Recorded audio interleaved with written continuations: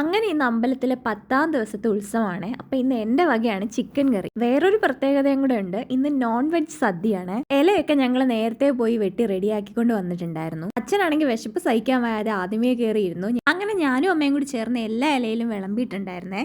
പരിപ്പ്, പപ്പടം, ചിക്കൻ കറി, chicken fry, ചീനി, തോരൻ, 3 അച്ചാറുകൾ, ചെടി, കിച്ചടി എല്ലാം ഉണ്ടായിരുന്നേ. അങ്ങനെ അതൊക്കെ കൂട്ടി ഞങ്ങൾ 4 പേരൂടി ഒരു സദ്യ അങ്ങ് ഉണ്ടു. അങ്ങനെ വൈകിട്ടായപ്പോൾ ഞങ്ങൾ റെഡിയായി അമ്പലത്തിൽ പോയിട്ടുണ്ടായിരുന്നേ. എന്തായാലും ഞങ്ങൾ കറക്റ്റ് ടൈമിങ്ങിലായിരുന്നു അവിടെ എത്തിയിട്ടുണ്ടായിരുന്നത്. ഞങ്ങൾ എത്തിയതും ആന അമ്പലത്തിൽ പ്രവേശിച്ചിട്ടുണ്ടായിരുന്നേ.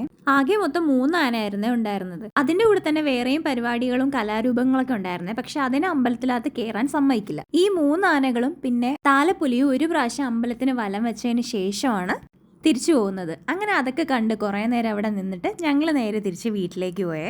ഇനി നിങ്ങൾ കാണാൻ പോകുന്ന പിറ്റേ ദിവസത്തെ വീഡിയോ ആണ്. ഞങ്ങളാണെങ്കിൽ ഇന്ന് തിരിച്ച് ജിബിയുടെ വീട്ടിലേക്ക് പോവുകയാണ്. അങ്ങനെ അമ്മ അച്ഛനും കൂടെ അവിടെ പിടിച്ച പേരക്കയൊക്കെ പിച്ച് ഞങ്ങൾക്ക് തന്നിട്ടുണ്ടായിരുന്നു. വലിയ പേരക്കയാണ്, ടേസ്റ്റും ഉണ്ട്. അങ്ങനെ അതൊക്കെ കൊണ്ട് ഞങ്ങൾ വീട്ടിലേക്ക് പോയി. അപ്പോൾ ബൈ ബൈ.